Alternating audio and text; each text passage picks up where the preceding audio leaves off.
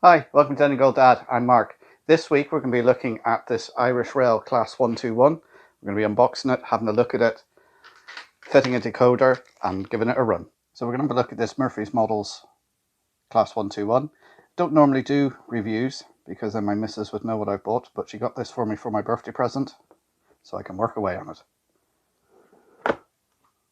So we'll open the box. It's a nice sturdy box, good presentation. There's a nice foam insert here for keeping it safe. Comes with a little leaflet. It does say you should use the recommended Murphy's Models decoder or it will void the warranty. There's a little bit of history on the class there. It tells you about the light selector switches in there and a little bit on the decoder fitting. So we'll take it out and we'll have a look at it. Slide it out gently. Now you need to be careful when you're opening this that you don't do any damage. So you just want to gently take the top off, grab the plastic, slide it out, because there is a lot of delicate rails and everything on here that you can damage. So, plastic off and have a little look.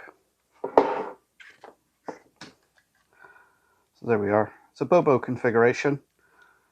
The cab end is deemed to be the front of the loco. So what I'll do now is I'll put it on the turntable. We can have a little spin around and have a closer look at it.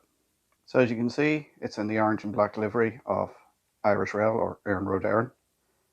You can see it's got a lot of separately fitted detail. The ladder here, the rails. I'll just spin that around so you can have a look. It does have working lights on it, which we'll see once we set it up on DCC. It's NEM pockets. Got a small coupling at the front and back. You see it's got a lot of detail here on the bogies and on the actual cowling of the engine and on the cab end. So it's a nice little model. It's the first Irish train I actually own in my collection. It does come with the usual little bag of detailing bits. It's got some lamps in there, vacuum pipes, that sort of thing, snow ploughs, what have you, to put on. So we'll fit those at a later date. First thing we need to do is connect it up to a DC supply and let it run in for half an hour in each direction. So I'm going to set that up now on my rolling road and we'll get going. This turntable, by the way, this is what they call a Lazy Susan, and I got this from Lidl for about a tenner. So as you can see, I use it for spray painting. It's got a nice free movement on it. So keep an eye out in Lidl if you want one of these. Here we can see it set up now on the rolling road. These are the DCC concept rolling road on a normal piece of track with a DC power supply connected. So we'll get it going.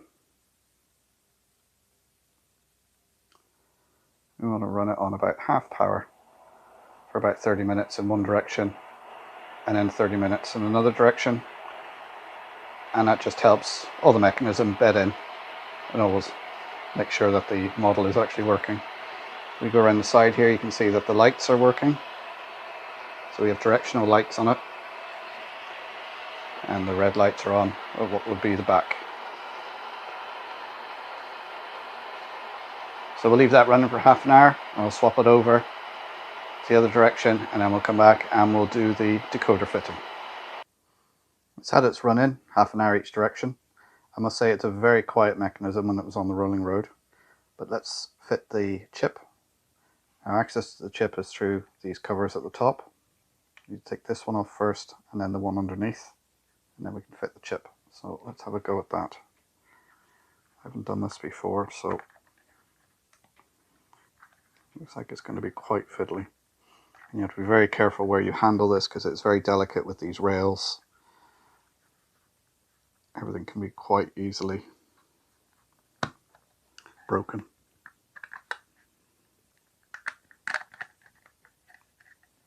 There's the first.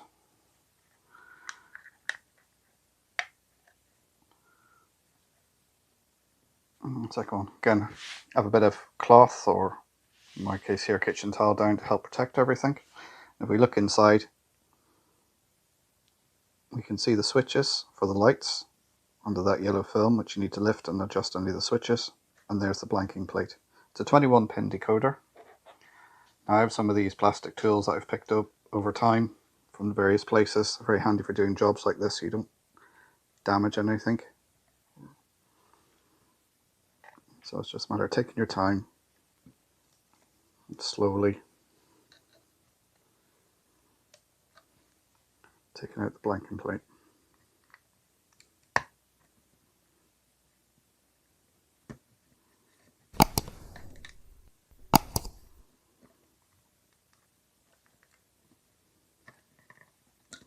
There we go. On this out. And you can note where pin 1 is there. And we just take the new chip.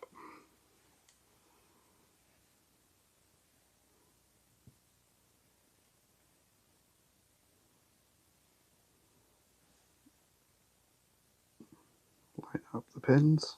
Be very careful. They all line up correctly. When it's in place, just a gentle push down. Okay, I'm going to leave the cover off for now. I'm going to put them on my programming check and set up the decoder. There it is, all configured. I did have a few issues, but I think this is down to the Hornby Railmaster system as opposed to anything to do with this model and its chip. When it's on the default address of 3, the lights worked, no problem at all. And then when I put in the address I wanted to use, the lights wouldn't work. So I got around this by looking at resetting the chip, looking at CV29 of what the value was, and then putting in the address I wanted on it. This changed the CV value from 30 to 131, which is why the lights wouldn't work. So I then reverted that CV back to 30 and the lights work. So let's give her a run around and see how she looks. I've got her hooked up here to some Irish Rail Mark III carriages. So we'll just get her going.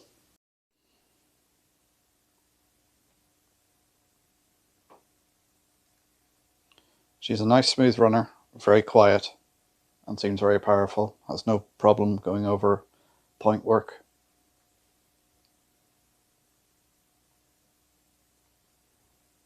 You can see she's got a nice slow shunting speed.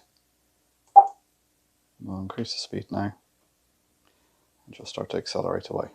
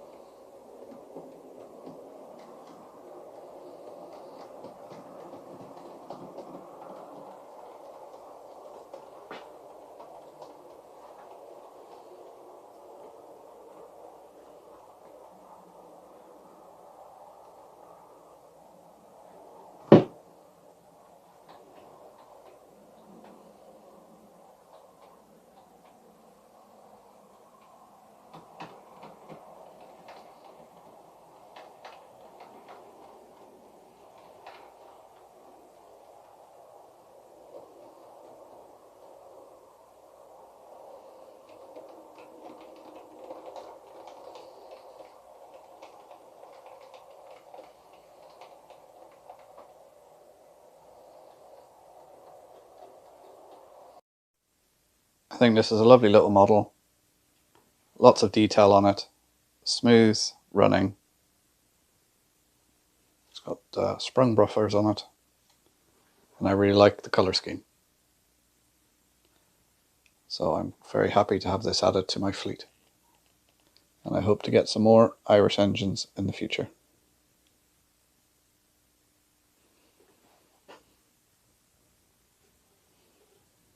Hope you enjoyed that little look at Murphy's Models Class 121, latest addition to my fleet. If you'd like to leave your comments and questions down below, and don't forget to like, subscribe and share. And again, thanks for watching. I'll see you next time. Bye for now.